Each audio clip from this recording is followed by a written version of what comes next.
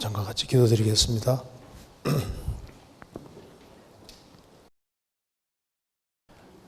자비로우신 우리 아버지 하나님, 오늘도 저희들을 한자리에 불러 모아주시고 주님을 찬송하며 또 주의 거룩한 말씀을 배울 수 있는 시간 주신 것을 감사합니다. 이 시간 주 성령께서 함께 해주시고 우리의 마음을 열어주시고 이 하나님의 말씀이 영혼 속에 역사할 수 있도록 도와주옵소서. 우리의 마음을 새롭게 만들어 주시고 주님의 복음과 영광을 위해 살 수 있도록 우리의 마음을 일으켜 주옵소서. 내일부터 있을 축의 수양에 준비하는 그 모든 손길들에게도 함께해 주시고 또 새로 전도하는 그 모든 손길에도 함께해 주옵소서. 시작되는 날부터 마치는 날까지 주님께서 함께해 주시고 주의 영광을 위해서 도와주시옵소서. 또 우리 모두를 귀하게 사용해 주옵소서. 오늘 이 시간에도 우리에게 필요한 말씀을 주시고 우리 마음이 교훈받을 수 있도록 역사해 주시고 도와주옵소서. 모든 시종 주님께서 함께해 주시고 도와주옵소서. 주 예수 그리스도 이름으로 기도하옵나이다. 아멘. 성경 열왕기상 19장 찾겠습니다. 열왕기상 19장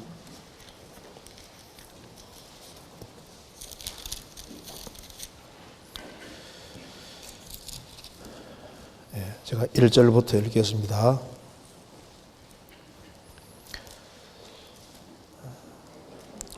열왕기상 19장 549페이지입니다. 아합이 엘리야의 무릇 행한 일과 그가 어떻게 모든 선지자를 칼로 죽인 것을 이세벨에게 고하니 이세벨이 사자를 엘리야에게 보내어 이르되 내가 내일 이맘때에는 정녕 내 생명으로 저 사람들 중 한 사람의 생명 갖게 하리라. 아니하면 신들이 내게 벌 위에 벌을 내림이 마땅하니라 한지라. 저가 이 형편을 보고 일어나 그 생명을 위하여 도망하여 유다에 속한 브엘세바에 이르러 자기의 사환을 그곳에 머물게 하고 스스로 광야로 들어가 하루길쯤 행하고 한 로뎀나무 아래에 앉아서 죽기를 구하여 가로되 여호와여 넉넉하오니 지금 내 생명을 취하옵소서. 나는 내 열조보다 낫지 못하니이다 하고 로뎀나무 아래 누워 자더니 천사가 어루만지며 이르되 일어나서 먹으라 하는지라. 본즉 머리맡에 숯불에 구운 떡과 한 병 물이 있더라.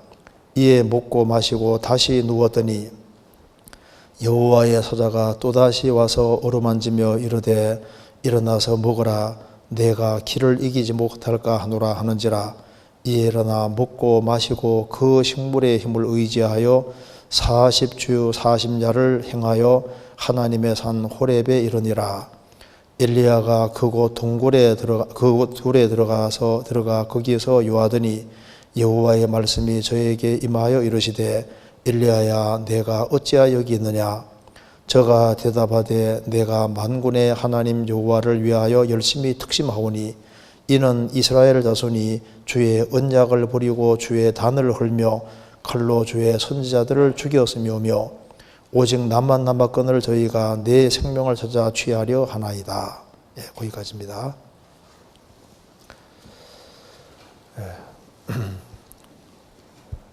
오래간만에 식구들이 이렇게 모여 있는 거 보니까 너무나도 감사합니다.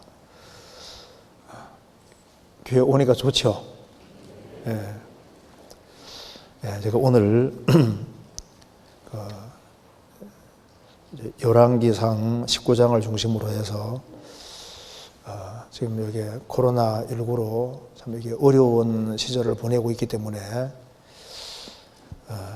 열왕기상 19장을 가지고서 한번 생각을 해보는 게 필요하리라고 생각했습니다. 그래서 열왕기상 19장에 한때 정말 이 엘리야가 아주 힘있게 하나님 말씀을 전하고 하나님 역사가 나타냈는데 자기가 원하는 방향대로 이제 되어지지 않기 때문에 아주 기대가 크면은 실망이 큽니다. 그래서 너무나도 큰 기대를 가지고 이스라엘이 다 회개할 줄로 생각했는데 이스라엘 민족이 전혀 돌이키는 모습을 보이지 아니한 자 자기의 그 기대가 무너져서 로뎀 나무에서 이제 그 아래에서 죽기를 구했다고 나와 있습니다. 4절에 나와 있죠. 로뎀 나무 아래에서 죽기를 구했습니다. 살고 싶은 생각이 없는 거예요. 그래서 천사의 도움으로 조금 힘을 얻고 나중에 호렙산 굴에서 하나님을 만나고 다시 완전히 힘을 얻고 이제 하나님의 사역을 끝까지 완수하고 이제 주님 앞에 서는 것이 이제 기록이 되어 있는 겁니다. 자, 그래서 오늘 로뎀 나무에서 호렙산 동굴로 이 제목으로 조금 말씀을 드리려고 합니다. 그래서 오늘은 침체에 빠졌을 때 주님이 어떻게 회복시키는지에 대해서 같이 한번 좀 생각해 보려고 합니다. 그래서 여기 이제 읽어보면은 로뎀 나무가 나와 있고 그 뒤에 호렙산 동굴이 나와 있습니다. 그래서 이것이 이제 우리 신앙생활과 직접 관계가 있다고 생각을 합니다. 같이 생각해 보겠습니다. 자, 엘리야는 이스라엘이 타락의 길을 걸어갈 때 선지자로 부르심을 받은 사람입니다. 솔로몬이 죽은 이후에 이스라엘 나라가 두 쪽으로 나누어집니다. 북이스라엘과 남유다로 나눠지고 그래서 북이스라엘에 여로보암이 왕이 됩니다.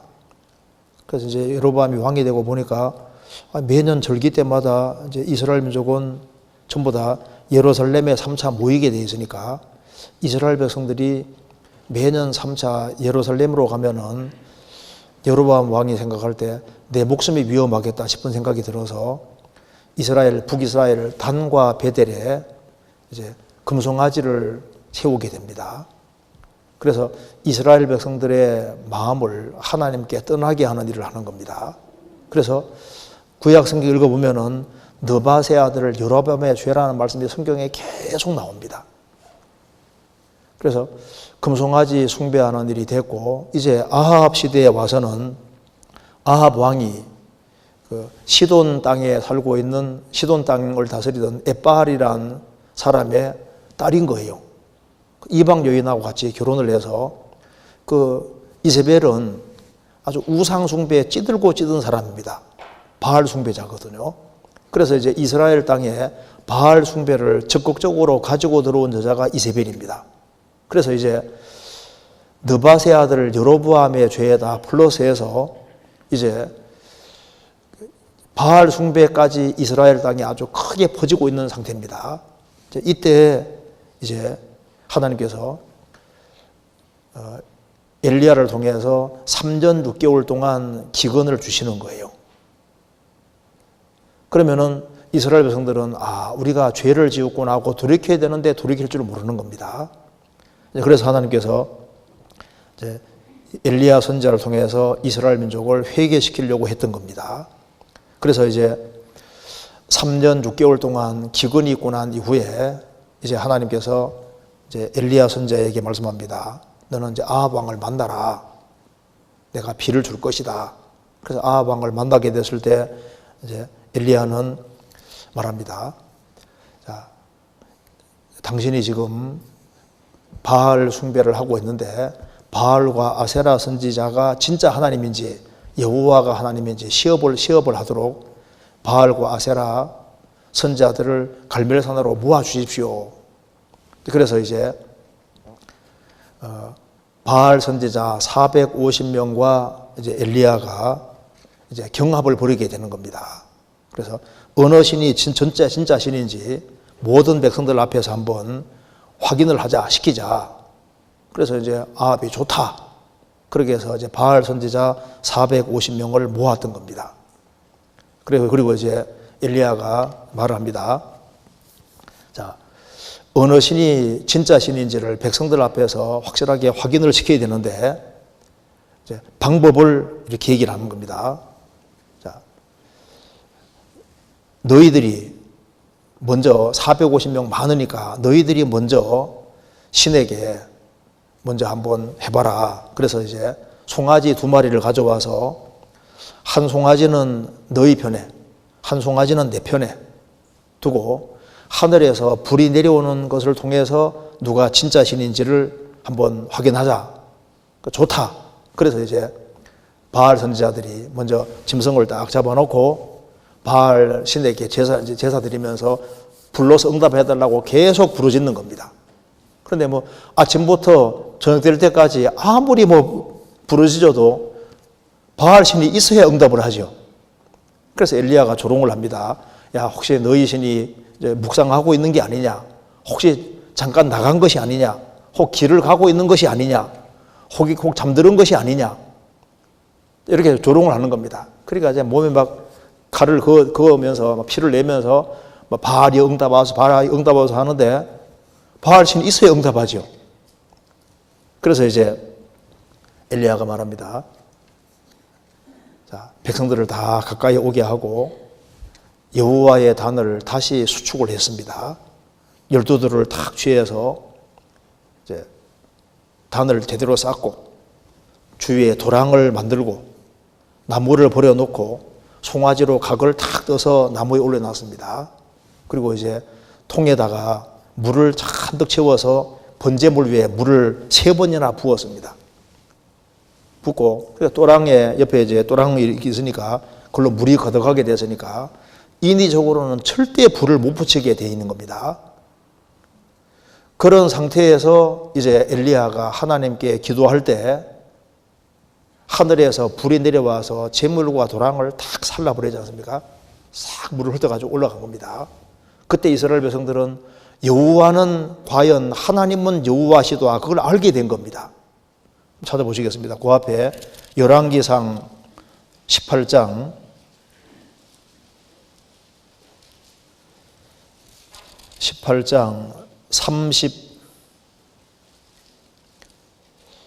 36절입니다. 저녁 소제 드릴 때 이르러 선지자 엘리야가 나아가서 말하되 아브라함과 이삭과 이스라엘의 하나님 여호와여 주께서 이스라엘 중에서 하나님이 되심과 내가 주의 종이 됨과 내가 주의 말씀대로 이 모든 일을 행하는 것을 오늘날 알게 하옵소서. 여호와여 내게 응답하옵소서. 내게 응답하옵소서. 이 백성으로 주 여호와는 하나님이신 것과 주는 저희의 마음으로 돌이키게 하시는 것을 알게 하옵소서 하며 이에 여호와의 불이 내려서 번제물과 나무와 돌과 흙을 태우고 또 도랑물을 핥은지라.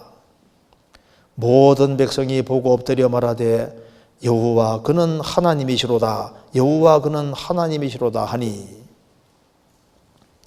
하늘에서 불이 내려와서 번제물과 나무와 돌과 흙을 태우고 도랑물을 핥아서 그냥 완전히 아주 싹 있지 않습니까? 그러니까 물을 핥아가 버렸으니까 도랑물이 하나도 없어진 거예요. 그래서 이스라엘 백성 전체가 여호와는 하나님이시로다. 여호와는 하나님이시로다. 지금 바알이 신인지 여호와가 신인지 헷갈리는 그 시대에 대세가 바알 숭배로 기울고 있는 거예요. 이때 여호와 그는 하나님이시로다. 그걸 이스라엘 백성들이 봤습니다. 그래서 이제 40절에 보면은 이제 엘리야가 바알 선지자들을 다 죽이게 했습니다. 그러면은 이걸 봤을 때, 과연 여호와는 하나님이시로다. 이걸 이제 이스라엘 백성들이 봤으니까 소문이 쫙 퍼져서 이스라엘 백성들은 전부 다 여호와 편에 속할 거라고 생각할 수 있잖아요. 자, 이 사건이 있고 난 이후에 엘리야는 얼마나 기분이 좋았겠습니까? 그래서 하나님을 향한 열심, 이스라엘 백성들을 사랑하는 마음, 열정이 아주 엄청 큰 사람입니다. 그런데 이스라엘 백성들이 참으로 회개하고 돌이키는 것이 아니었습니다. 그리고 아합 왕은 바로 눈앞에서 봤거든요. 그런데 그들이 아합 왕조차도 참신앙을 갖지를 못한 거예요. 이걸 보면 우리가 참 중요한 사실을 알 수 있습니다. 이스라엘 백성들이 출애굽을 할 때 10가지의 재앙을 받지 않습니까? 나일강물이 피가 되고 장자 죽이는 재앙도 보고 홍해바다 갈라지는 것도 보고 그 모든 기적을 봤음에도 불구하고 그렇게 불평하고 원망하고 하는 거 보세요. 하늘에서 불이 내리는 이적을 봤음에도 불구하고 참으로 못 깨닫잖아요. 이걸 보면 참 우리가 안타까운 마음을 금할 수 없습니다. 자, 엘리야는 보통 사람이 아니에요. 그런데 엘리야도 이런 엄청난 기적을 행하고 난 이후에 기대가 너무너무 컸는데 자기 소원대로 이스라엘 백성들이 돌이키지 않는 것으로 보이니까 대실망이 된 겁니다. 자, 엘리야가 어떤 사람인지를 잠깐 생각해 봅시다. 이거 잠깐 접어두시고 야고보서 5장 찾겠습니다. 야고보서 5장.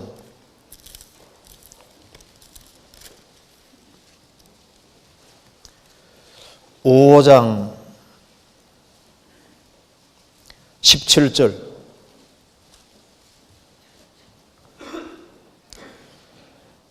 엘리야는 우리와 성정이 같은 사람이로되 저가 비 오지 않기를 간절히 기도한 적 3년 6개월 동안 땅에 비가 아니오고 다시 기도한 적 하늘이 비를 주고 땅이 열매를 내었느니라.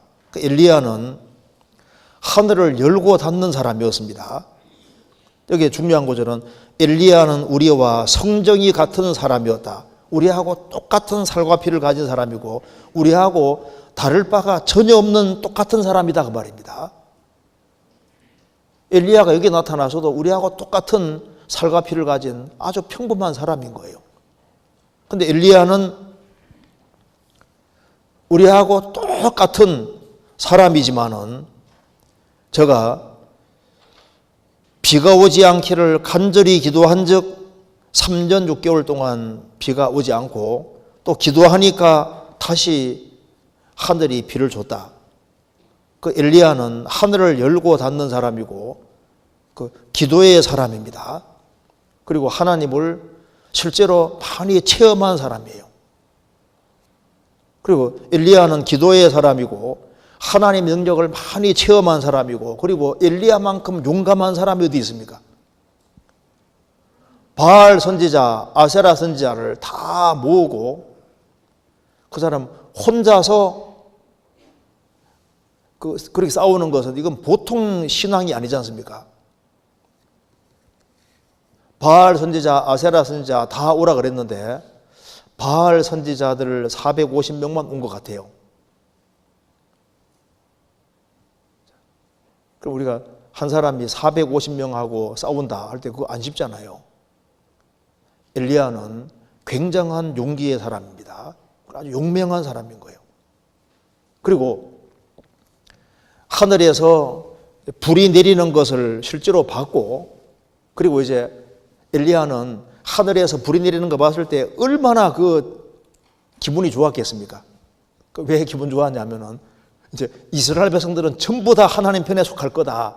이걸 생각하니까 너무너무 기뻤던 거예요.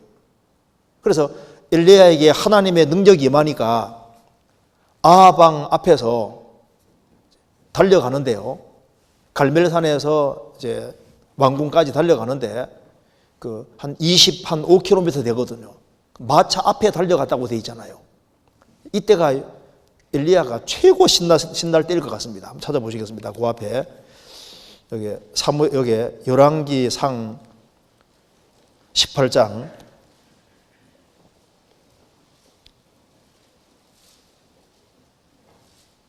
45절.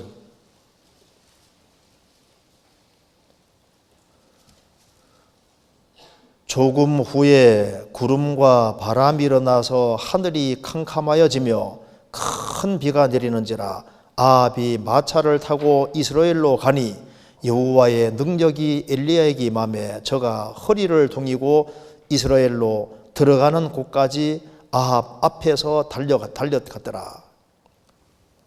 그래서 이 아합 왕은 하늘에서 불이 내리는 걸 보고 여호와가 하나님이라는 걸 정확히 볼 수 있었잖아요.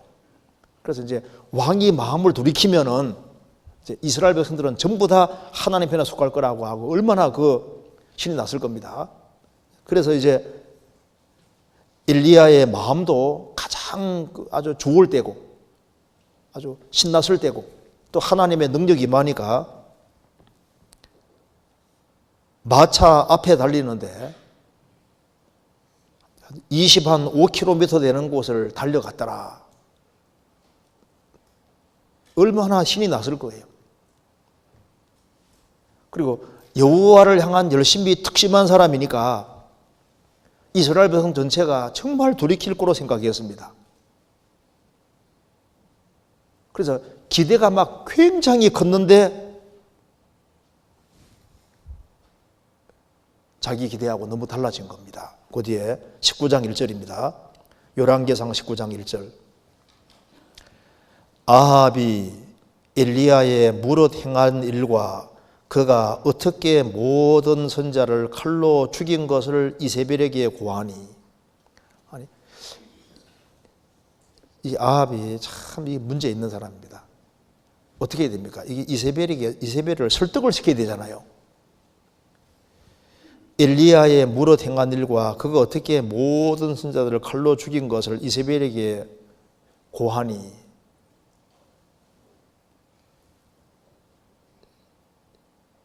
이걸 보면은 아합이 이세벨의 손에 붙잡혀 사는 사람입니다. 그래서 이 이세벨이 딱 듣고서요,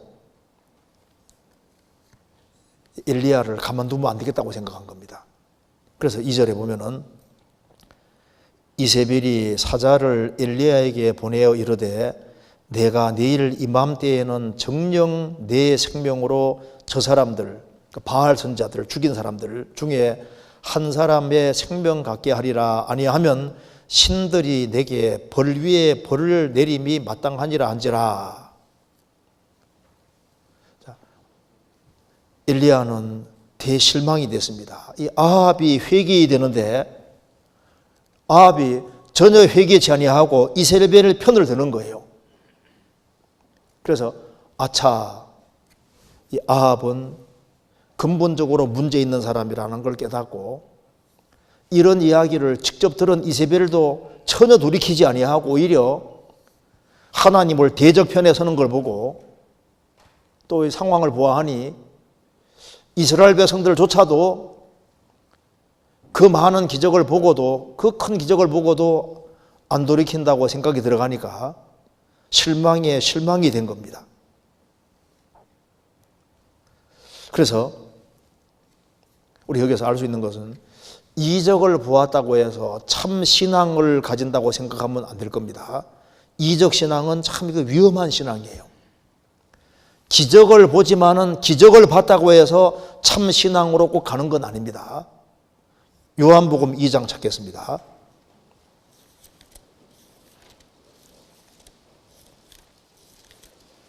요한복음 2장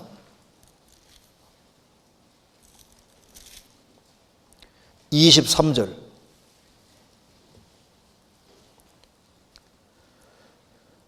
유월절에 예수께서 예루살렘에 계시니 많은 사람이 그 행하시는 표적을 보고 그 이름을 믿었으나 예수는 그 몸을 저희에게 의탁지 아니하셨으니 이는 친히 모든 사람을 아시며 또 친히 사람의 속에 있는 것을 아심으로 사람에 대하여 아무의 증거도 받으실 필요가 없음이니라. 6월절에 예수님이 이제 예루살렘에 계시니 많은 사람이 예수님이 행하시는 기적을 보고 예수님을 믿었지만은 예수님은 그 사람들을 안 믿었다는 겁니다. 왜? 예수님은 이 사람이 이런 사람입니다 하고 소개받을 필요 없이 속을 다 하시니까 그 사람들은 믿었지만은 주님은 안 믿었다 그 말입니다. 그러니까 이적 신앙은 참 신앙으로 가는 것이 꼭 쉬운 게 아닙니다. 요한복음 6장도 찾겠습니다. 요한복음 6장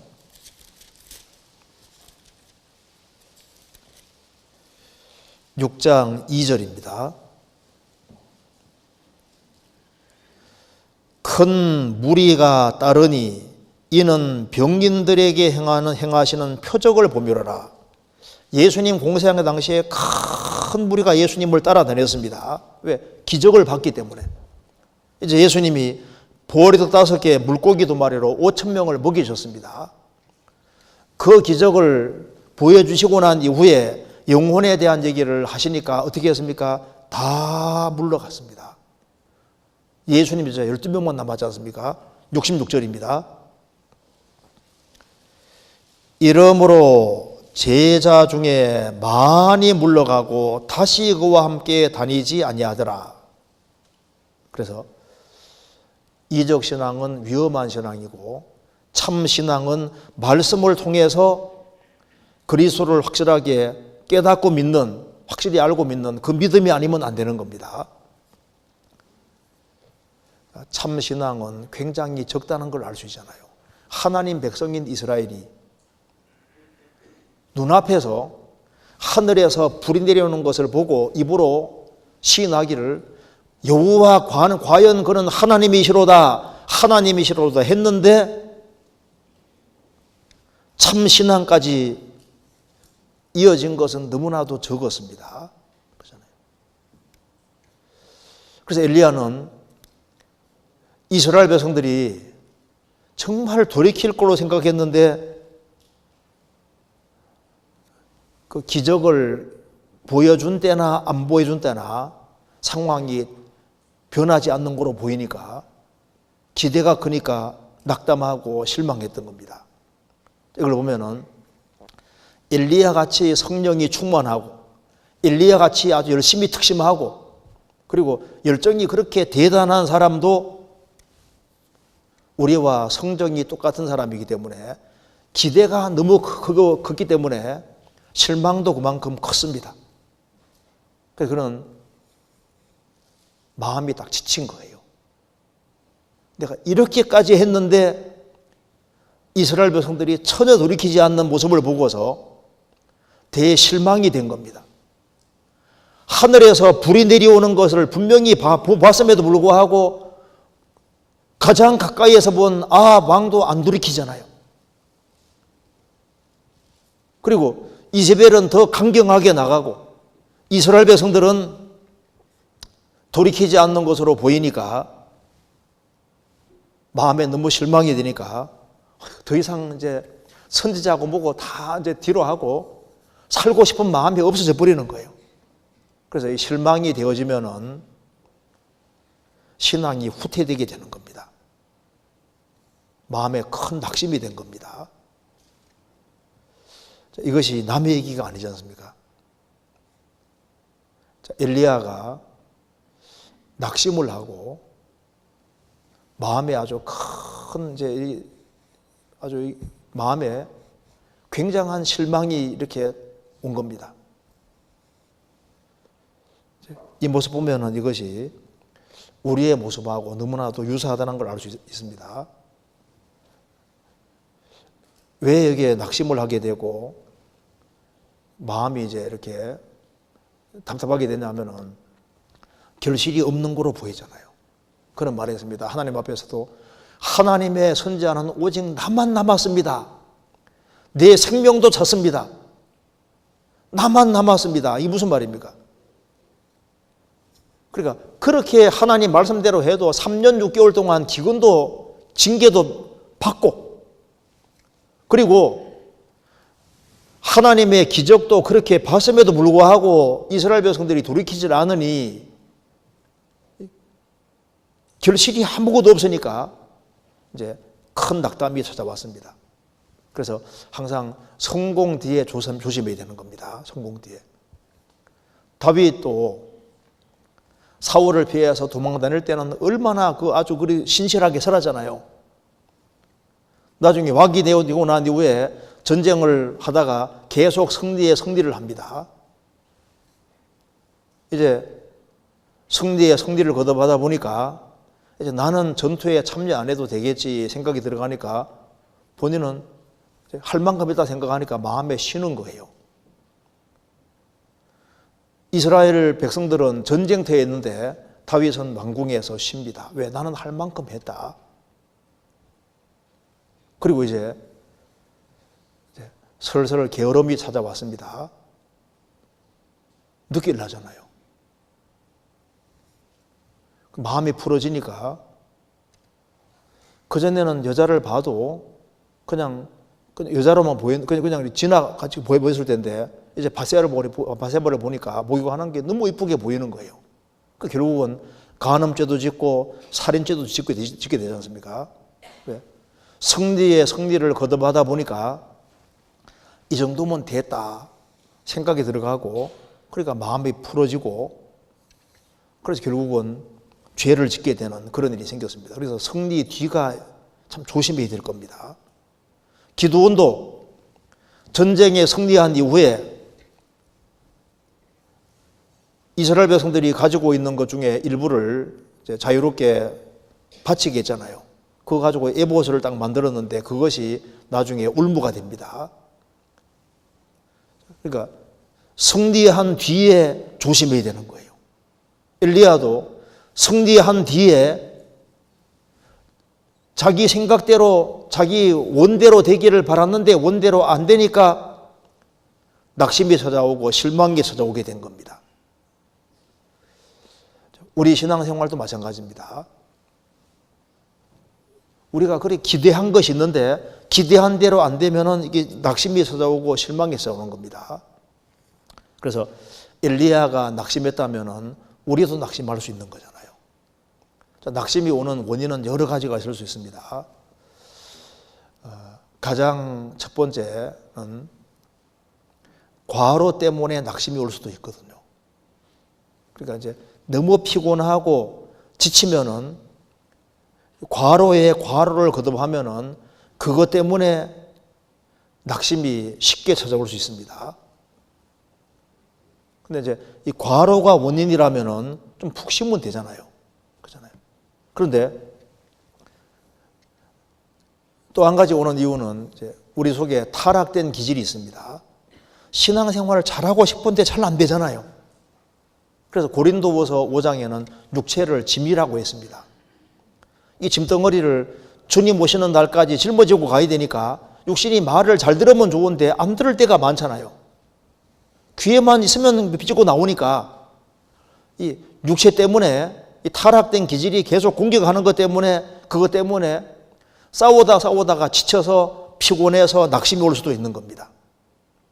그리고 낙심이 오는 이유 중에 정말 가장 중요한 이유 중에 하나가 말씀을 전하는데 먹혀 들어가지는 않잖아요. 그렇게 전도하려고 하는데 이번에는 구원 좀 될 줄 알았는데 안 되거든요. 다시 용기 내서 다시 한번 해보는데 또 안 돼요.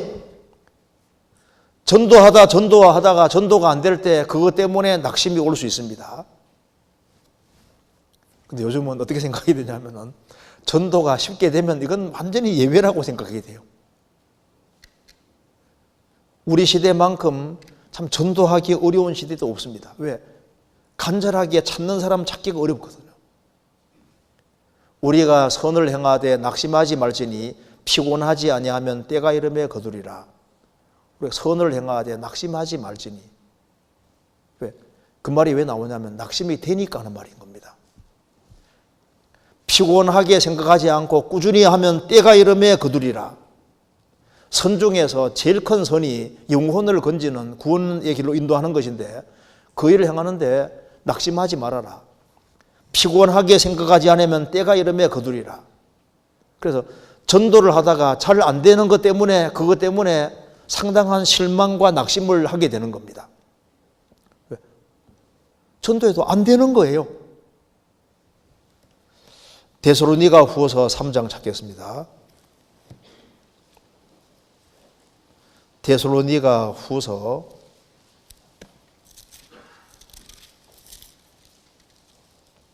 3장 13절.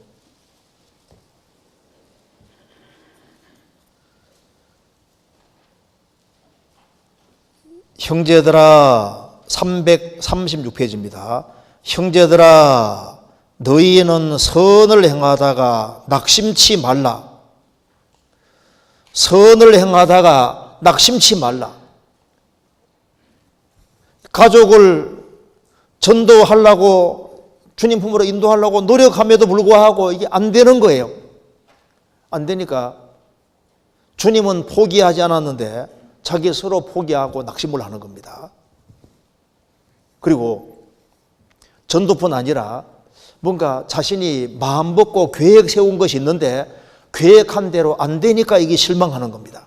그래서 환경이 더 어려워지는 것 때문에 낙심하기도 하고, 또 실망하는 거하고 낙심하는 이유 중에 하나가 사람 때문에, 주변 사람 때문에 살고 싶은 생각이 안 드는 경우도 있습니다. 어떤 경우는 또 자식이 말을 그렇게 안 들어서 자식 때문에 살고 싶은 생각이 뚝 꺼져지는 경우가 생길 수도 있는 겁니다. 그래서 피곤하게 하는 대표적인 것이 가까운 사람일 수 있거든요. 자, 기대가 크면 실망이 크다는 말대로 자기 소원한 대로 안 될 때 실망이 커지게 되는 거예요. 또 어떤 경우는 또 하나님 앞에 잘못 살아서 징계를 받는 것 때문에 징계가 또 힘들어서 낙심이 오는 경우도 있습니다. 하나님이 징계하실 때는 사랑하시기 때문에 징계하는 겁니다. 어떤 경우에도 낙심은 금물인 거예요. 엘리야 같이 용감한 사람, 열정이 있는 사람도 용기를 잃었다 그 말입니다. 왜? 기대가 너무 컸기 때문에 낙심하게 된 거예요. 그리고 이제 저도 이제 구원받고 이렇게 신앙생활하는 가운데서 낙심하는 경우 중에 또 한 경우가 질병. 질병이 지속이 되면은 그것 때문에 상당한 낙심으로 떨어지기도 합니다. 병이 빨리 낫지 않는 것 때문에, 또 그리고 좀 아프지만 않으면 좋겠는데 지속적으로 이 아픔과 고통이 계속되면은 그것 때문에 이제 낙담이 오기도 하는 겁니다. 아픈 것은 참 견디기 어려운 겁니다. 여기저기 계속 아파지면은 그것 때문에 힘들어지는 거예요. 고통은 사람을 힘들게 하고 피곤하게 하고 또 때로는 낙심으로 이끕니다. 또 가끔 원수 같은 사람이 생겨서 그 사람이 지속적으로 괴롭게 하고 힘들게 하는 것 때문에 그것 때문에 낙심이 오기도 합니다. 그런데 어떤 경우에도 낙심은 금물인 거예요. 성경 잠언 24장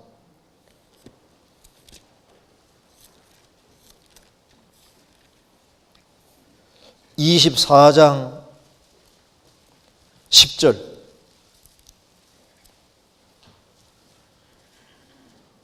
잠언 24장 10절입니다. 936페이지입니다. 내가 만일 환난 날에 낙담하면 내 힘의 미약함을 보임이라. 내가 만일 환난 날에 낙담하면 내 힘의 미약함을 보임이라. 환난 날은 원래부터 오는 겁니다. 환난 날에 낙담하지 말아라. 왜? 하나님 살아 계시니까. 기도 응답이 더디는 것 때문에 낭망이 되고 낙담이 올 수도 있습니다. 그렇게 오랫동안 기도했음에도 불구하고 식구가 구원이 안 되는 거예요. 오랫동안 기도했음에도 불구하고 환경이 개선되지 않습니다. 그래서 항상 기도하고 낭망치 말아야 할 것을 말씀하시면서 예수님이 그 누가복음 18장에서 그 억울한 일을 당하는 그 과부에 대한 얘기를 해주고 있지 않습니까? 항상 기도하고 낭망치 말아라. 사람들은 자기가 최악이라고 생각될 때 실망이 되고 낙담이 되는 겁니다. 나같이 힘든 상황이 있는 사람은 없을 거야. 그런데 자기가 생각할 때는 자기가 항상 최악이라고 생각하거든요. 여러 가지 이유로 낙담이 올 수 있습니다. 그래서 낙담이 되니까 그렇게 용감한 사람도 비겁하게 될 수 있는 거예요. 그렇게 믿음 따라 행하던 사람도 낙심이 오면은 육신적으로 행동할 수도 있는 겁니다. 열왕기상 19장입니다.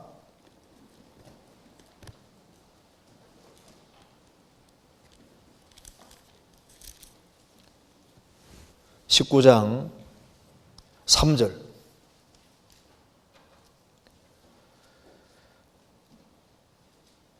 저가 이 형편을 보고 일어나 그 생명을 위하여 도망하여 유다에 속한 브엘사베에 이르러 자기의 사환을 그곳에 머물게 하고 저가 이 형편을 보고, 이 사건 전에는 아합은, 여기 이제 엘리야는 어디 봤습니까? 항상 하나님을 쳐다봤잖아요. 하나님의 능력, 그 하나님의 살아계심, 역사하심, 그걸 봤는데 이제 실망이 들어오니까, 마음에 실망이 딱 들어오니까 하나님을 보는 데서 눈이 아래로 내려왔습니다. 그래서 이 형편을 보고, 그러니까 그렇게 큰 이적을 내렸음에도 불구하고, 하늘에서 불이 내려왔음에도 불구하고 아합 왕도 전혀 움직이질 않아요. 이세벨은 아주 강경하게 나가고, 이 이스라엘 백성들은 참으로 회개하는 모습을 안 보이고, 그러니까 이 형편을 보고 이제 뭐 더 이상 방법이 없다. 그래서 실망이 들어오기 전까지는 항상 하나님을 봤는데, 실망이 들어오니까 하나님 능력이 보이는 게 아니라 환경이 보이고 상황이 보이고, 그 다음은 뭐냐? 그 다음에는 이제 뭐 죽는 길밖에 없다. 이제 그래서 그 용감한 엘리야가 약간 비겁하게 된 겁니다. 이게 이제 원래 비겁해서 비겁한 것이 아니라 누구든지 실망하면 육신적으로 행동할 수도 있는 거예요. 자, 이런 상황에서도 실망하지 아니하고 딱 버티고 섰으면은 훨씬 더 좋았을 겁니다. 그렇죠? 근데 이제 이렇게 말하면 말이 하십지요. 엘리야가 이렇게 말할 겁니다. 말이 하십죠. 그래, 말이 하십지. 근데 엘리야는 사실 이렇게 주님이 보셨을 때는 이게 버티고 섰으면은 안 죽습니다. 그렇잖아요. 하나님이 도와주실 거 아니에요. 끝까지 용감했다면은 훨씬 더 좋아할 겁니다. 그런 정말 용감한 사람이에요. 근데 낙심이 들어오면은 용감하게 되지 않을 수도 있는 겁니다. 자, 엘리야는 사드락, 메삭, 아벳느고만큼 있지 않습니까? 용감한 사람인 거예요. 사드락, 메삭, 아벳느고는 불문불 속에 들어갔잖아요. 자, 그만한 용기가 엘리야에게 있는 사람입니다. 그는 불병거 타고 회리바람 타고 하늘로 승천한 산채로 올라간 사람이 대단한 사람인 거예요. 에녹이라는 사람이 산채로 들림받고 엘리야가 산채로 들림받았는데 엘리야가 얼마나 굉장한 사람이냐 그 말입니다. 그리고 바알 선지자, 아세라 선지자 모아놓고 싸우려고 하는 거 봤을 때 얼마나 용기가 있는 사람입니까? 그는 비겁한 사람이 아니에요.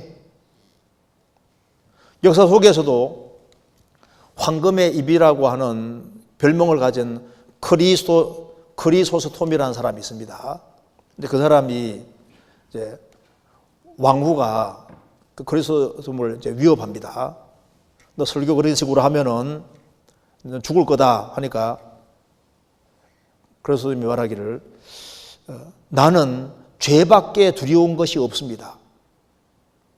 내가 두려워하는 오직 두려워하는 건 나는 죄밖에 없습니다. 그 황제 발렌스 황제가 바실리우스라는 사람을 죽이려고 할 때 죽이면 나는 죽겠습니다.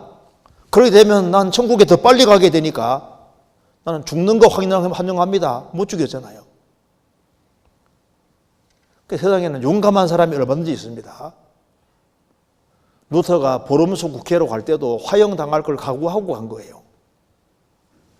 엘리야도 그만한 용기가 있는 사람입니다. 그런데 용기가 있지만은 실망이 들어오면은 이렇게 될 수도 있는 거예요. 우리 한때 그렇게 막 주 안에서 막 성실하게 열심히 살고 막 전도하고 열심히 하려고 했는데 하다 안 되니까 실망이 들어와서 육신적으로 행동하고 신앙 유퇴되는 그런 사람도 있다 그 말입니다. 베드로도 용감한 사람이지만은 예수님을 3번 부인한 일도 있었습니다. 연약할 수 있는 거예요. 그래서 여기에 4절입니다. 그래서 도망치는 것이 상책이다 생각하고 이제 이렇게 하는 겁니다. 4절에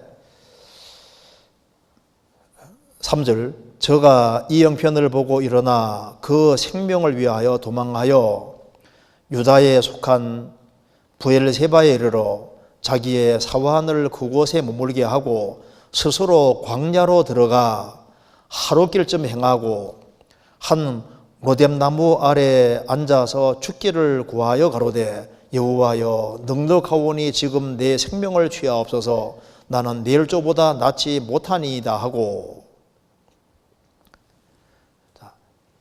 스스로 광야로 들어가서 하룻길쯤 행하고 한 로뎀나무 아래 앉아서 죽기를 구했다. 로뎀나무가 우리나라 쌀아기 나무 비슷합니다. 저도 처음에 이걸 읽을 때 로뎀나무 하면은 이게 이제 그 그늘을 막 이렇게 많이 지워주는 나무인 줄 알았어요. 찾아보니까 아니에요. 해가 비치고 하면은 그게 광야에서 이 로뎀나무가 이렇게 있으면은 그게 햇빛을 완전히 갈아주지 못하고 그냥 조금 피하게 해줄 수 있는 곳입니다. 조금 이렇게 로뎀나무 아래에서 그래서 조금이라도 쉴 수 있는 곳은 저기 로뎀나무밖에 없는 거예요. 자, 광야로 들어갔는데 하루길쯤 갔습니다. 그게 한 로뎀나무를 보고 너무 지쳐가지고 거기에 로뎀나무 아래에 앉았다.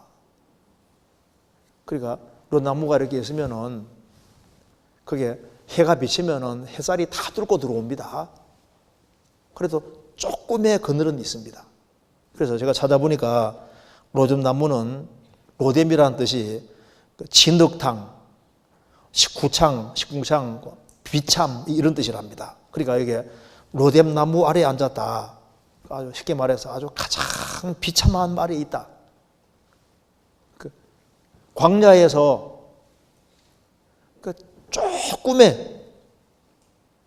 조금의 위로가 있는 바로 그것이 로뎀나무 아래입니다.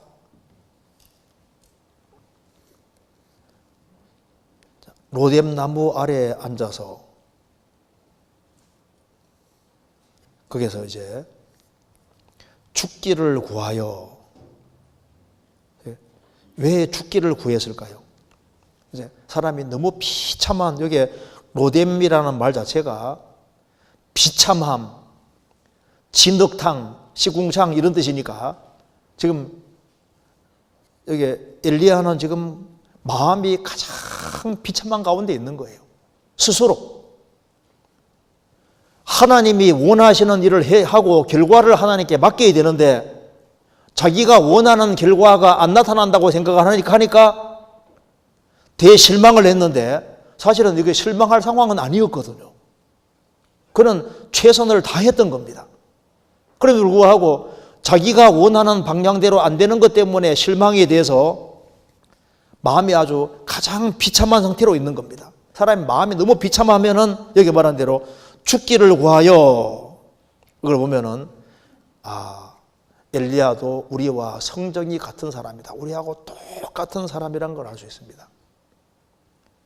죽기를 구하여 엘리야의 연약함을 볼 수가 있는 겁니다. 가로되 여호와여 넉넉하오니, 나는 이제 할 만큼 했습니다. 더 이상 내가 할 것이 뭐가 있겠습니까? 나는 바알과 아세라 전자하고 싸웠고, 하늘에서 정말 불이 내려오는까지 보게 해줬고, 그럼에도 불구하고 아합 왕도 돌이키지 않고 이세벨도 돌이키지 아니하고 이스라엘 백성들도 꿈쩍도 안 하니, 나는 이제 할 만큼 했습니다. 나는 더 이상 할 것이 없습니다. 이제 하나님 원하시는 대로 나는 할 만큼 했으니까 이제 넉넉하오니 지금 내 생명을 취하옵소서. 나 데려가십시오. 내가 더 이상 뭘 할 것이 있겠습니까? 할 수 있는 게 도대체 뭐겠습니까? 난 선지자로 살 일을 다 했습니다.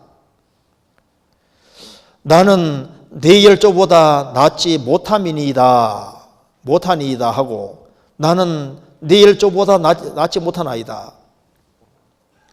열등감이 있잖아요. 열조 중에 쓰임받은 사람이 얼마나 많습니까? 그들은 결과를 다 나타내고 주님 영광 나타냈는데, 나는 이렇게 했음에도 불구하고 뭐 하나도 결실이 없으니 나는 열조보다 나은 것이 없습니다. 자기를 비하하고 낮춥니다.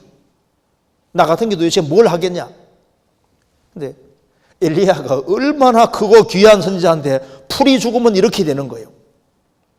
결과가 없는 것처럼 보이니까 낙담이 되는 겁니다.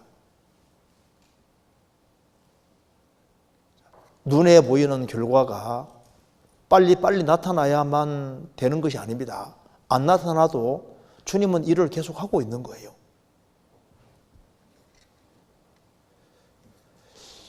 어젠가요, 국민일보 신문에 이렇게 나오던데, 우리나라에 토마스 선교사가 들어와서 중국 상해에서 아내가 얼마 안 돼서 죽고 조선이라는 나라가 있다는 걸 알고 조선에 전도 한바탕 하려고 하다가 참수형 당해 죽었지 않습니까? 그래서 토마 선교사를 파송한 데는 대해서는 토마 선교사는 선교에 실패했다 이렇게 써 있다는 겁니다. 왜? 한 명을 전도 못했다는 거예요. 그런데 토마 선교사가 살아있을 때 책을 이렇게 전해주고 했는데요. 토마 선교사 목을 친 그 사람이 박충건인가, 그 사람이 목을 친 사람이 나중에 교회 장로가 되고, 또 토마 선교사가 전해준 책을 받은 사람이 자기 성경책으로 집을 도배했지 않습니까? 도배해서 그 집이 나중에 교회당이 되고, 평양에서 많은 사람들이 구원받을 때 아주 중요하게 사용되는 사람들이 다 토마 선교사가 전해준 책하고 연결이 좀 많이 되어 있거든요. 그러니까 그는 죽었고 27살 청춘 나이에 죽임당했지만은 그는 사람 봤을 때는 얼른 실패한 것처럼 보였는데 실패가 아니다 그 말입니다. 그러면 지금도 토마 선교사를 본받아서 젊을 때 인생을 주님께 드리고자 하는 사람도 많이 있기 때문에 토마 선교사 실패한 게 아니다 그 말입니다. 그렇죠? 개신교 선교사라서 처음 선교사가 우리나라에는 토마 선교사입니다. 그러니까 여기 엘리야도 얼마나 크고 귀한 사람인데 불구하고 지금 여기에 실망하니까 나는 네 일조보다 낫지 못함이니이다. 나 같은 것이 뭘 하겠습니까? 이렇게 생각하는 거예요. 제가 D.L. 무디 글을 읽어드리겠습니다. 세계적인 복음 전도자, 유럽 쪽에서는 스펄전, 미국 쪽에서는 D.L. 무디잖아요. D.L. 무디가 얘기한 거 제가 읽어드리겠습니다. 나는 하나님께서 자신의 위대한 어떤 일을 성취하는데 낙심한 사람들을 사용하는 경우를 본 적이 없다. 마음이 낙심 상태에 있던 한 목사가 강단에 섰다면 그것은 전염된다. 그것은 곧 회중 속에도 도달하고 온 교회는 낙심에 빠지게 될 것이다. 주일학교 교사도 마찬가지다. 크게 낙담하고 있는 사역자가 하나님의 사역에 큰 성공을 거둔 예를 나는 보지 못하였다. 그것은 하나님께서 이런 사람들을 사용하실 수 없기 때문일 것이다. 하나님은 낙담한 사람을 사용하지 않는다 그 말입니다. 그리고 신앙과 낙담은 정반대잖아요. 지금 여기 엘리야는 지금 크게 낙담하고 있습니다. 그래서 이렇게 말하고 5절입니다. 로뎀 나무 아래 누워 자더니, 인생에서 너무 힘들 때 이게 잠자고 일하면요, 잠자는 것이 상당히 많은 걸 해결되거든요. 너무너무 힘들어도 하룻밤 자고 나면 또 상당히 해결되죠. 여기도 로뎀 나무 아래 누워 자더니 잤습니다. 천사가 어루만지며 이르되 일어나서 먹으라 하는지라. 본즉 머리맡에 숯불에 구운 떡과 한 병 물이 있더라. 이에 먹고 마시고 다시 누웠더니, 이걸 봐서 엘리야가 정말 지치고 지친 것이 맞잖아요. 얼마나 깊이 잠들었는지 천사가 깨웠습니다. 또 먹고 또 자는 거 봐요. 7절에 여호와의 사자가 또다시 와서 어루만지며 이르되 일어나서 먹으라. 내가 길을 이기지 못할까 하노라 하는지라. 천사가 와서 도와줬습니다. 여기 어루만지며 일어나 먹어라. 위로와 용기를 주는 겁니다. 구원받은 사람들 배후에 천사들이 있습니다. 가장 힘들어할 때 로뎀 나무가 있잖아요. 너무 힘든데도 불구하고 로뎀 나무라는 게 있다는 게 얼마나 감사한 거예요. 너무 힘들 때 그래도 최소한의 위로가 되는 곳이 로뎀 나무입니다. 포기하고 싶을 때, 너무 힘들 때, 죽고 싶을 때 거기에도 로뎀 나무가 있는 거예요. 우리가 살아가면서 나는 막 최악이다 그래도 광야만 있는 것이 아니라 보면 로뎀 나무가 있잖아요. 마음이 탈전하고 힘들어도 최소한의 위로는 있는 겁니다. 너무 힘들어도 보면은 그래도 조금 위로되는 게 조금은 있잖아요. 뭐 쌀떡에 쌀은 조금 있을 것이고 뭐 조금은 그래도 있거든요. 또 최악의 상황에서도 주님이 위로해 주시고 또 먹을 것을 주시고, 그리고 엘리야는 지금 후퇴에 있습니다. 하나님의 사역에서 지금 물러가 있잖아요. 스스로 포기하고 물러가 있음에도 불구하고 하나님이 여기 도우시는 걸 볼 수 있습니다. 우리가 전진할 때만 같이 계시는 것이 아닙니다. 우리가 후퇴할 때에도 주님은 그 뒤를 따라다니시는 거예요. 부모는 자녀가 잘 살아갈 때만 그의 편이 아니지 않습니까? 그러니까 실망할 때도 그 편에 같이 있는 거예요. 내가 신앙생활을 잘하면 좋지만은 잘 못한다고 해서 버리는 것이 아닙니다. 실망할 때도 여기서 유래해 주시고 먹을 걸 주시고 어루만지고 주의 천사를 통해서 돕잖아요. 그래서 힘을 얻게 해서 이제 호렙으로 보내는 겁니다. 그래서 여기 이제 로뎀 나무 아래에서 조금의 위로를 얻고 거기에서 힘을 얻어서 어디로 가냐면은 호렙산, 신의 산입니다. 호렙산으로 가는 겁니다. 그래서 여기에 8절, 이에 일어나 먹고 마시고 그 식물의 힘을 의지하여 40주 40야를 행하여 하나님의 산 호렙에 이르니라. 9절, 엘리야가 그곳 굴에 들어가 거기에서 유하더니 여호와의 말씀이 저에게 임하여 이르시되 엘리야야 어찌하여 내가 어찌하여 여기 있느냐. 이제 엘리야가 호렙 산에 이르렀고 그곳 굴에 들어가서 거기에서 있었습니다. 그 굴에 있으면서 상당히 마음이 회복이 됐을 겁니다.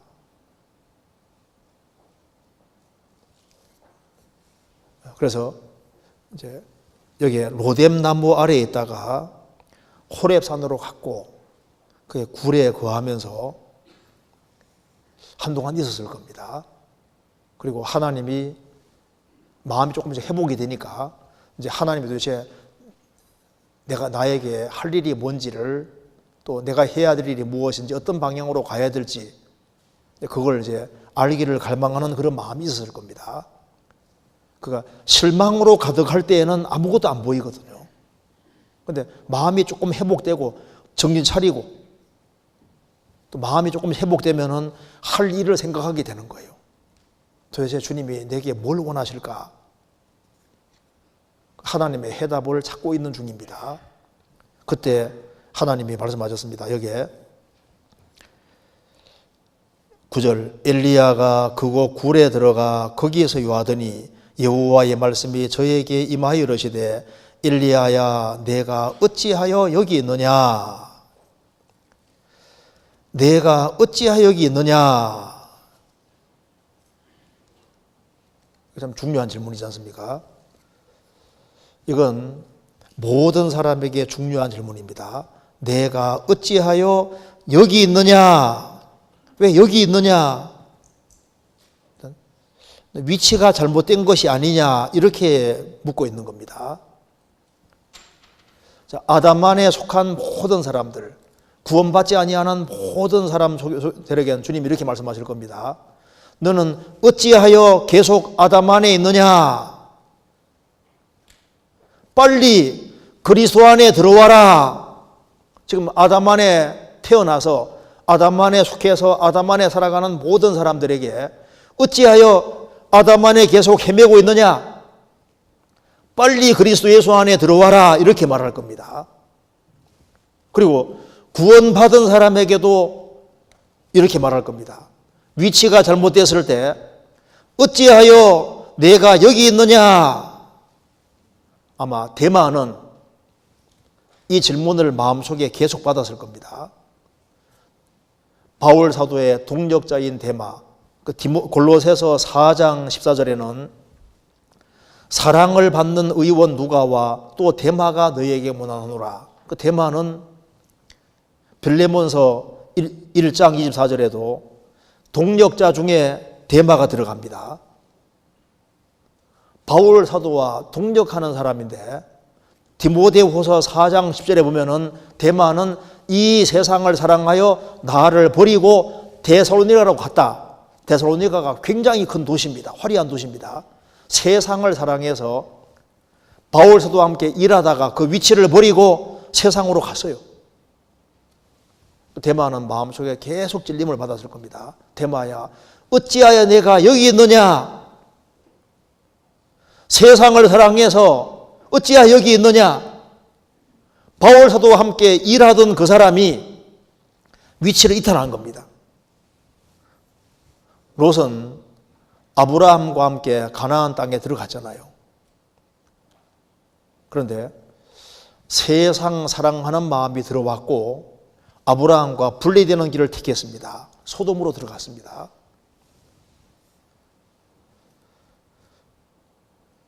롯에게 이렇게 말할 겁니다. 롯아, 어찌하여 소돔 여기 있느냐? 어찌하여 여기 있느냐? 너가 있을 곳은 아브라함과 함께 있는 곳이 아니냐? 하갈도 사라의 몸종입니다. 그런데 잉태하고 난 이후에 교만해져서 이제 사라를 막 판단하고 멸시하고 비웃고 그래서 사라가 막 괴롭혔습니다. 도망가 버리잖아요. 주의 사자가 나타나서 하갈아, 내가 어디서 왔으며 어디로 가느냐? 지금 너가 나온 곳이 아브라함과 사라가 있는 곳인데 하나님의 축복이 있는 곳인데 그곳에서 나왔으면은 갈 곳은 애굽이다 그 말입니다. 애굽 여자니까. 다시 그 소하에 돌아가서 복종하라. 하갈은 도망가면 안 되는 거예요. 아무리 힘들어도 그게 거의 되는 겁니다. 어찌하여 내가 여기 있느냐? 아브라함도 하나님 말씀 따라서 가나안 땅에 들어왔는데 가나안 땅에 기근이 있으니까 어디로 갔습니까? 애굽으로 갔잖아요. 어찌하여 내가 여기 있느냐? 자기 위치에 있어야 되는 겁니다. 내가 어찌하여 여기 있느냐? 자기 서 있는 곳이 하나님이 원하시는 위치에 서 있어야 됩니다. 로마서 5장 보면은 우리가 믿음으로 서 있는 이 은혜에 들어가면 되었으며, 믿음으로 서 있는 이 은혜, 우리는 항상 구원받을 때 믿음으로 은혜 안에 들어왔고 은혜, 주님의 공도 위에 항상 서 있어야 되는 겁니다. 자기 공도 위에 서 있는 사람은 이뤄집니다. 자기 선행에 서 있는 사람은 이뤄질 겁니다. 그런데 주님의 완전한 공도 위에 서 있는 사람은 하나님 영광을 바라볼 수 있고 그리고 저 위에 천국까지 설 수가 있을 겁니다. 우리가 주님의 은혜 위에 서 있고 고린도전서 15장 말씀한 대로 주님의 복음 위에, 주님 피 흘림 그 피의 복음 위에 서 있어야 됩니다. 주님의 피가 우리 주를 영원히 처리하셨기 때문에 그 피 위에 서 있는 사람은 안전할 겁니다. 노아 홍수 시대 때 방주암만 유일하게 안전한 곳입니다. 오살한 사람은 도피성만 유일하게 피할 곳입니다. 그리스도암만 안전한 것이에요. 예수님의 피공도 위만 안전한 곳입니다. 다른 데는 안전한 곳이 없거든요. 그리고 구원을 받은 것이 확실한 사람은 주님 몸된 교회 안에 항상 있어야 됩니다. 만일 주님 몸된 교회 안에 지체로 있지 아니하면은 주님께서 분명히 말씀하실 겁니다. 너는 어찌하여 여기 있느냐? 몸된 교회 안에 있지 않고 왜 떨어져 있느냐? 그렇게 말씀하실 겁니다. 우리가 주 안에 항상 서 있어야 됩니다. 누가 뭐라 하더라도 주 안에 서 있는 사람, 그 사람은 부끄럽게 안 될 겁니다. 주 안에 서라. 가정주부면은 주님 오실 때 가정주부로서 일을 하다가 가정주부 위치를 잘 지키는 속에서 주님 만나야 됩니다. 학생은 학생 일을 하다가 주님 만나야 되는 거예요. 공부하다가 주님 만나야 됩니다. 직장인이면은 직장 생활을 하다가 주님 만나야 되는 거예요. 자기 일에 충실히 하는 속에서 만나야 됩니다. 그래서 주님 몸된 교회 안에 거하고 구원받은 무리 가운데 딱 거하는 속에서 주님 만나야 됩니다. 그래서 내가 어찌하여 여기 있느냐? 이거 참 우리에게도 중요한 질문입니다. 어찌하여 여기 있느냐? 위치가 잘못된 것에 대해서 말씀하시는 겁니다. 내가 구원받은 성도로서 내가 있는 위치가 주님이 주신 위치라는 확신이 있으면은 그게 항상 견고하게 서는 것이 필요합니다. 거짓 일꾼을 가리켜서 유다서 1장에 유리하는 별이라고 했습니다. 주님의 일꾼들은 주님 손에 딱 붙잡힌 바 된 별이라 했는데 그리스도인들은 딱 붙잡혀 있는 거예요. 주님이 딱 정하신 위치에 항상 있는 겁니다. 위치 지키는 게 그렇게 중요한 겁니다. 다시 열왕기상 19장 10절 저가 대답하되 내가 만군의 하나님 여호와를 위하여 열심히 특심하오니 이는 이스라엘 자손이 주의 언약을 버리고 주의 단을 헐며 칼로 주의 선자들을 죽였음이오며 오직 나만 남았거늘 저희가 내 생명을 찾아 취하려 하나이다. 어찌하여 여기 있느냐 하니까 이제 변명을 들어놓습니다. 어찌 여기 있느냐? 이제 다 죽고 나만 남았습니다. 내 생명도 취하려 하기 때문에 내가 여기에 도망와 있습니다. 구차한 변명을 들어놓습니다. 어찌 여기 있느냐? 잘못했습니다. 이렇게 말하는 게 아니잖아요. 최대한 합리적으로 설명을 하고 있습니다. 그래서 하나님께서 11절에 말씀했습니다. 여호와께서 가라사대 너는 나가서 여호와의 앞에서 산에 섰으라 하시더니 여호와께서 지나가시는데 여호와의 앞에 크고 강한 바람이 산을 가르고 바위를 부수나 바람 가운데 여호와께서 계시지 아니하며 바람 후에 지진이 있으나 지진 가운데도 여호와께서 계시지 아니하며 또 지진 후에 불이 있으나 불 가운데서도 여호와께서 계시지 아니하더니 불 후에 세미한 소리가 있는지라. 하나님께서 엘리야의 신앙을 회복시켜 주시려고 말씀했습니다. 너는 나가서 여호와 앞에서 산에 서서라. 서라고 했습니다. 그리고 이제 여호와께서 지나가시는데, 이게 잘 보시면은 제일 처음에는 주의 천사가 와서 유래해 줬죠. 천사가 먹을 것을 줬잖아요. 그 다음에는 여기 여호와의 말씀이 딱 임해서 엘리야야 내가 여기 어찌 여기 있느냐 말씀이 임했습니다. 그 다음에는 하나님이 직접 엘리야에게 나타나시는 거예요. 직접 임재하시는 겁니다. 나타나서 여호와께서 엘리야에게 싹 지나가시는 거예요. 그를 완전히 회복시켜 주시려고.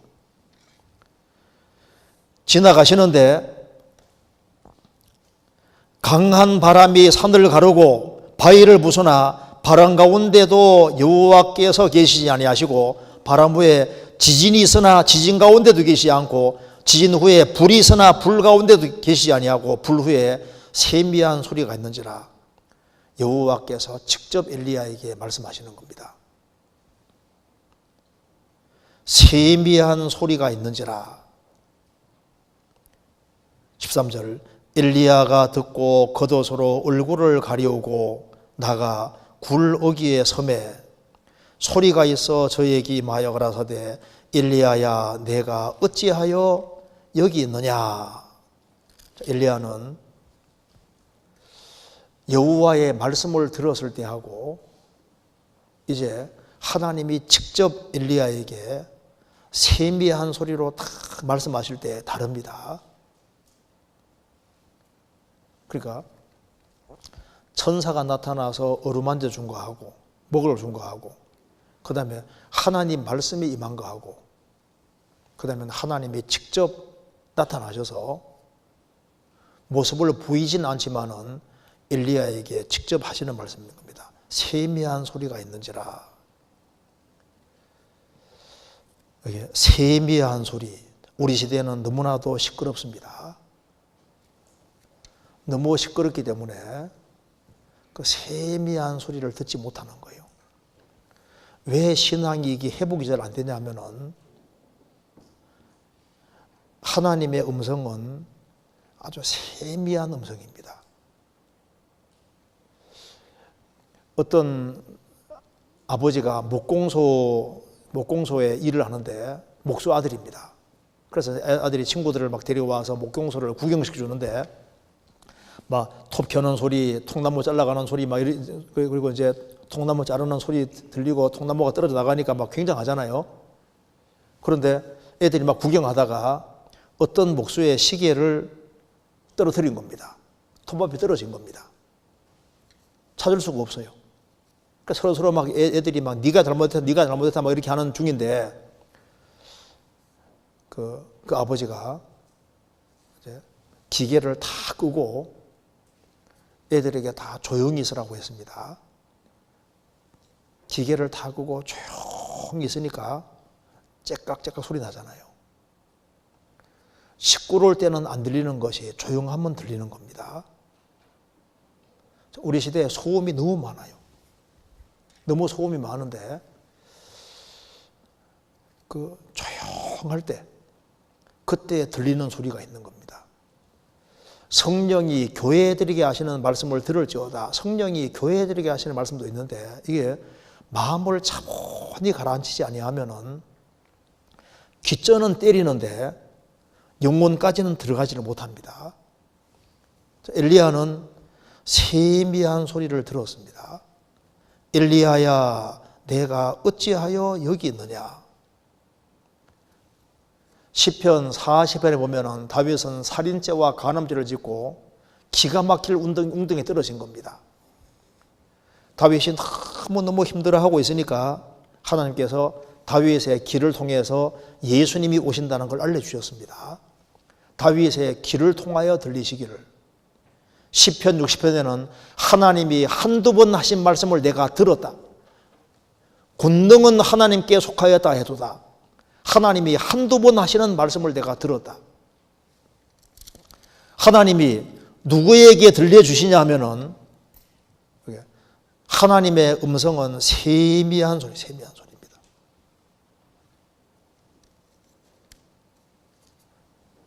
바울 사도도 언제 하나님의 음성을 들었냐면 주께서 밤의 환상 가운데서 조용한 상황 속에서 말씀을 딱 하시는 겁니다. 세미한 소리. 지금도 마찬가지입니다. 지금도 마음을 차분히 가라앉히지 아니하면은 하나님 음성 듣기 어렵습니다. 세미한 소리가 있는지라. 그래서 하나님 말씀이었습니다. 여기 하나님의 말씀이 임하여 9절에 나와 있죠. 말씀이 임해서도 엘리야야 내가 어째 여기 있느냐 요구하고 13절에 하나님이 직접 나타나셔서 세미한 소리로 엘리야야 내가 어째 여기 있느냐. 비슷한데 조금 차이가 있는 겁니다. 자, 어찌하여 내가 여기 있느냐. 이것은 질책하는 말씀인 동시에 용기를 주는 말씀인 겁니다. 엘리야야 어찌 여기 있느냐. 이게 아주 복합적인 의미가 들어가 있습니다. 어찌하여 여기 있느냐. 너는 왜 하나님의 일을 하는 자리에 떠나 여기 있느냐. 너는 하나님의 선지자니까 피곤함에도 불구하고 모든 걸 각오하고 여전히 이스라엘 땅 사역의 자리에 있어야 되는데 왜 여기 있느냐. 일종의 책망입니다. 그와 동시에 어째 여기 있느냐. 이게 무슨 말입니까? 왜 여기 주저앉아 있느냐. 내가 살아있는데 왜 실망하느냐. 다시 일어나라. 내가 시킨 일을 계속해야 되지 않겠느냐. 이러면서 하나님이 마음을 회복시켜주는 자리입니다. 똑같이 말을 해도 다라고 다르잖아요. 어째 여기 있느냐. 더 이상 실망하지 마라. 너가 한 일은 무로 돌아간 것이 아니다. 그러면서 너가 한 일이 무가 아니라는 것을 이 말 자체가 책망만이 아니라는 증거가 있습니다. 왜? 그가 한 일이 무가 아니라는 걸 주님이 설명해 주셨거든요. 엘리야가 내가 한 일이 무가 아니었구나 하는 걸 정말 깨우친 겁니다. 그 뒤에 보시겠습니다.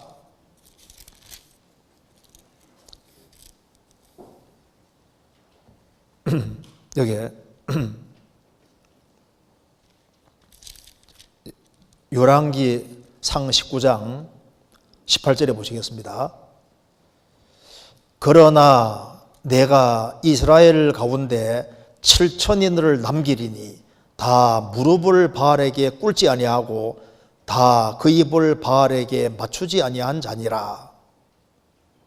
하나님께서 엘리야에게 말씀합니다.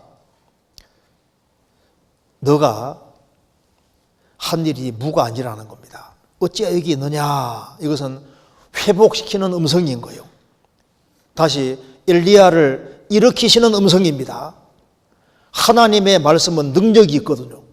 전도서 8장 4절에 왕의 말은 권능이 있나니 그 말대로 만왕의 왕 되신 주님의 음성은 힘이 있습니다. 어째 여기 있느냐 이 말을 들었을 때 엘리야는 책망을 받는 동시에 다시 용기가 다시 솟습니다. 그렇지, 주저앉을 때가 아니지. 일어나서 주님 맡기신 사명을 감당해야지, 이런 마음이 다시 올라온 겁니다. 다시 용기 백배한 사람이 다시 된 거예요. 그리고 하나님께서 엘리야에게 용기를 주시고 비전을 주십니다. 18절에 내가 이스라엘 가운데 7천인을 남길 것이다. 다 무릎을 바알에게 꿇지 아니하고 다 그 입을 바알에게 맞추지 아니한 자니라. 바알에게 무릎 꿇지 않고 여호와 앞에 무릎을 꿇는, 그리고 우상 앞에 입 맞추지 아니하고 주님께 입 맞추는 사람 7천을 남길 것이다. 대세를 따라가지 않는 사람이 있다 그 말입니다. 하늘에서 불이 내리고 하나님이 엄청난 일을 하신 것을 들은 사람들이 다시 용기 백배해서 여호와를 믿는 참 신앙을 가진 사람들이 있다 그 말입니다. 너가 한 일은 무로 돌아가는 것이 아니라고 주님께서 알게 해주신 겁니다. 그래서 바알에게 무릎 꿇지 않고 입 맞추지 아니하는 사람이 있다. 그래서 하나님 앞에 아주 견고한 신앙 가진 사람이 있다는 것을 주님 말씀해 주신 겁니다. 그래서 엘리야는 다시 용기 백배하게 되었습니다. 욥기 6장 찾겠습니다.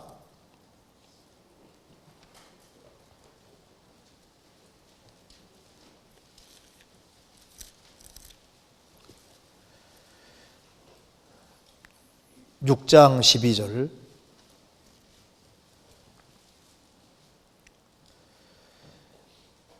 나의 기력이 어찌 돌의 기력이겠느냐, 나의 설이 어찌 노쇠겠느냐. 욥이 말합니다. 나의 기력이 어찌 돌의 기력이겠느냐,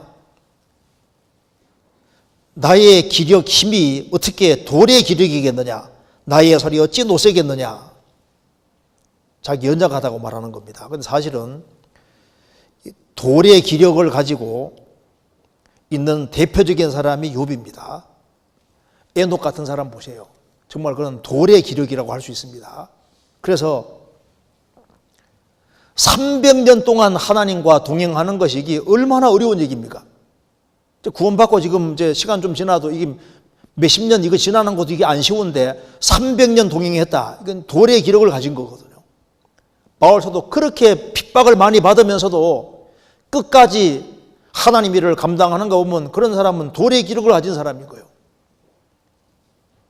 그래서 욥 같은 사람은 그렇게 큰 곤란과 어려움을 당하면서도 끝까지 신앙을 지키는 이것이 뭡니까? 이게 돌의 기력을 가지고 있는 겁니다.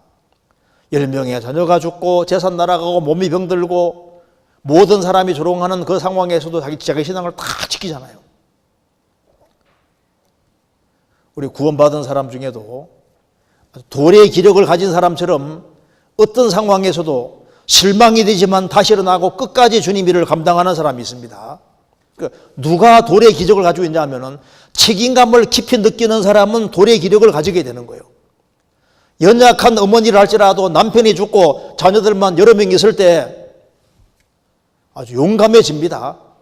남편이 살아있을 때는 막 손톱만 다듬고 막 이렇게 치장했을지 몰라도 남편이 죽고 이제 자녀들만 남아 있으면요 용감하게 바뀌잖아요.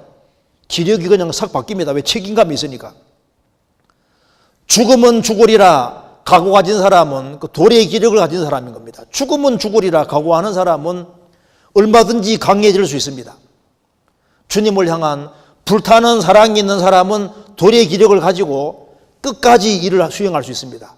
그 사명은 참 이거 참 무서운 겁니다.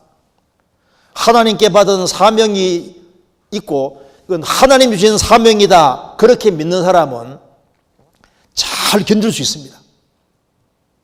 입맛이 없으면 밥맛으로 먹고 밥맛 없으면 어떻게 하라고요? 사명맛으로도 먹으라고. 엘리야는 어찌하여 내가 여기 있느냐 하나님 음성을 딱 들었을 때 책망을 받는 동시에 주님이 용기 주는 걸 느꼈습니다. 그래서 마음이 딱 회복이 된 겁니다. 회복이 딱 된 거예요. 그러니까 하나님께서 열왕기상 19장에서 할 일을 시킵니다. 하사엘에게 기름 부어 왕이 되게 하라. 예후에게 기름 부어 이스라엘 왕이 되게 하라. 그리고 이제 엘리사에게 기름 부어서 너를 대신해 선지자 되게 하라. 다시 사명을 맡기고, 그리고 그는 하나님께 받은 사명을 완수하고 그 다음에 불병거 타고 하늘로 승천하는 거예요. 여기 열왕기하 2장입니다. 2장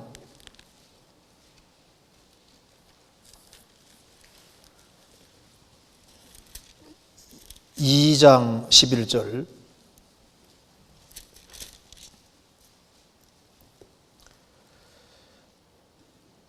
두 사람이 행하며 말하더니 홀련히 불수레와 불말들이 두 사람을 격하고 엘리야가 회일이 바람을 타고 승천하더라. 사역 마치고 승천했습니다. 그래서 구약의 대표적인 선지자는 누군지 아시죠? 하나는 모세고 하나는 엘리야. 예수님이 산상에 변화되실 때 모세와 엘리야 같이 나타났습니다.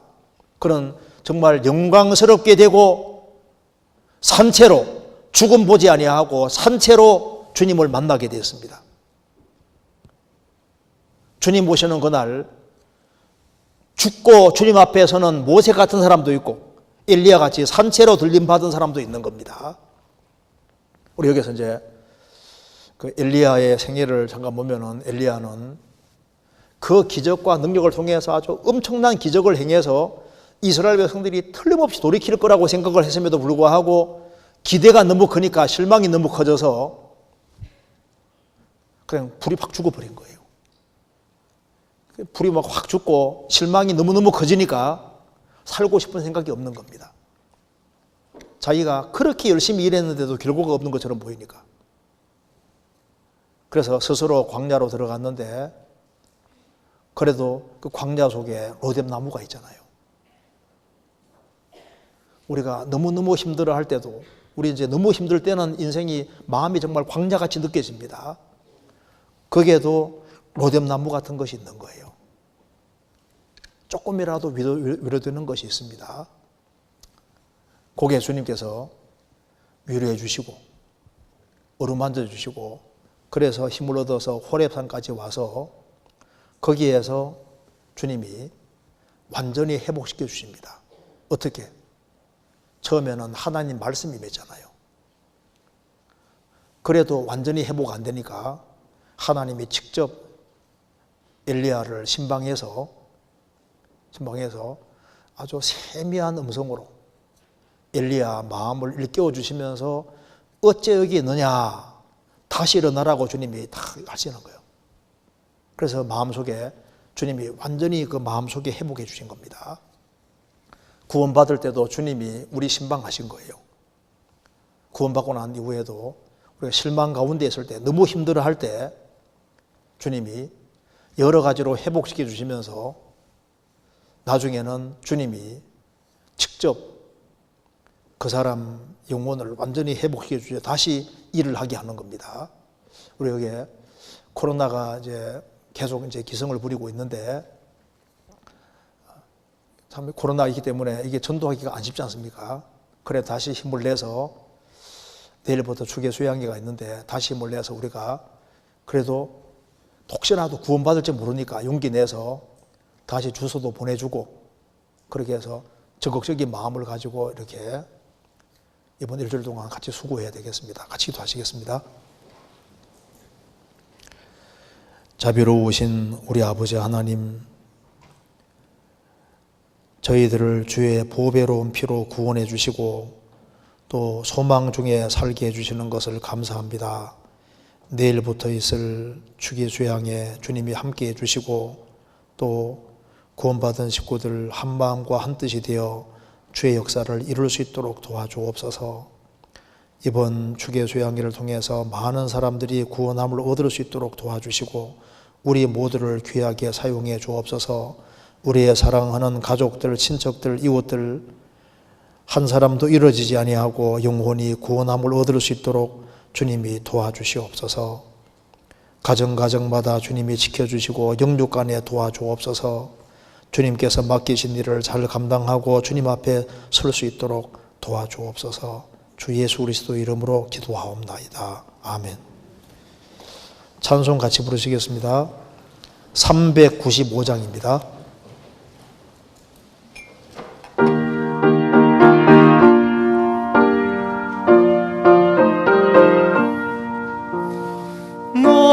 시험을 당해 범죄치 말고 너 용기를 다해 못 물리쳐라.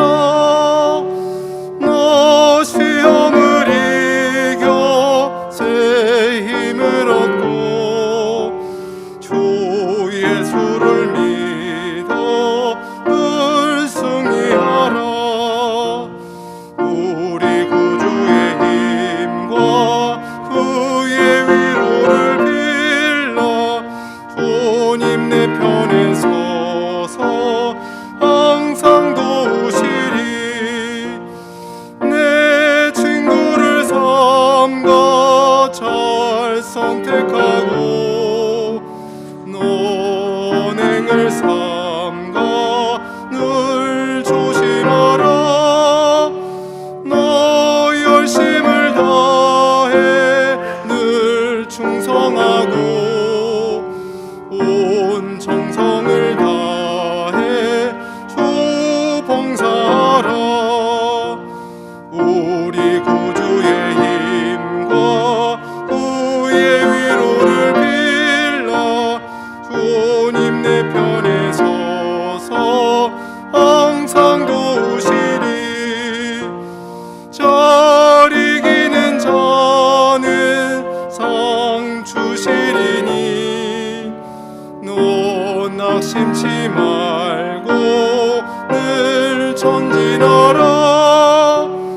내 구세주 예수 힘 주시리니 주 예수를 믿어